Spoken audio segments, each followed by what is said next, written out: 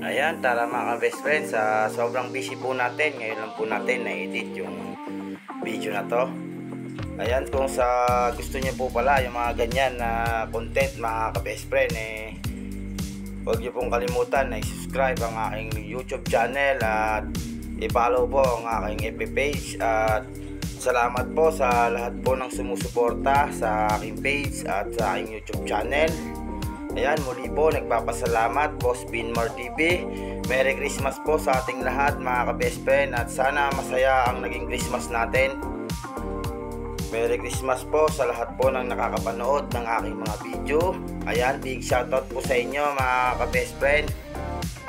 At dyan nga po, nandito na nga po tayo sa area mga ka-best friend, yung bago natin na customer at bagong ka-best friend na rin po natin. At dyan nga po, titignan po natin yung dala-dala nating isda. Diyan nga po, napakalalakas nga po mga ka-best friend, at sigurado po yan na quality po yung ibibigay namin sa inyo na mga pangalaga mga ka-best friend.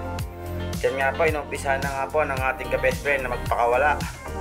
Diyan nga po, naglulundagan pa mga ka-best friend. Nakita nyo naman po kung gaano sila kasisigla.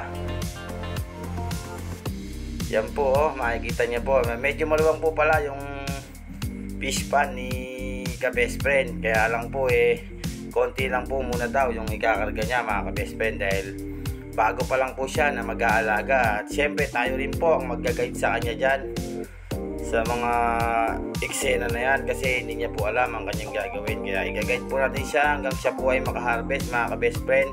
Ayan, big shoutout sa iyo sir, at sa amin ka nagtiwala na kumuha ng good quality na mga fingerlings na katulad po niyan. Yan nga po, bali 6,000 lang po yung kinuha dyan ni sir, at bago lang daw po siya na mag-aalaga, kaya i-guide po natin siya hanggang siya po ay makaani o maka-harvest mga ka-best friend. Ayan, big shoutout po sa lahat po ng nakakapanood ng aking video, lalong lalo na po sa mga naging customer namin dito sa Nueva Ecija.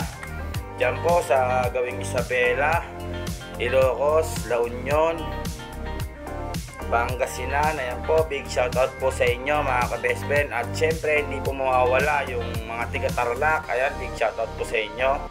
Andyan po kami nitong by January po, kukuha po sa atin yung isa nating customer dyan sa Gawing Tarlac. At ipapakita rin po natin sa ating mga viewers, followers, subscriber kung ilan po yung kukunin ng ating customer dyan sa Tarlac. At dyan nga po yung mga dineliver namin mga ka-best friend. Napakasigla po, ayan po, good quality po yan mga ka-best friend. Yan, napakasigla nga po nila gumalaw.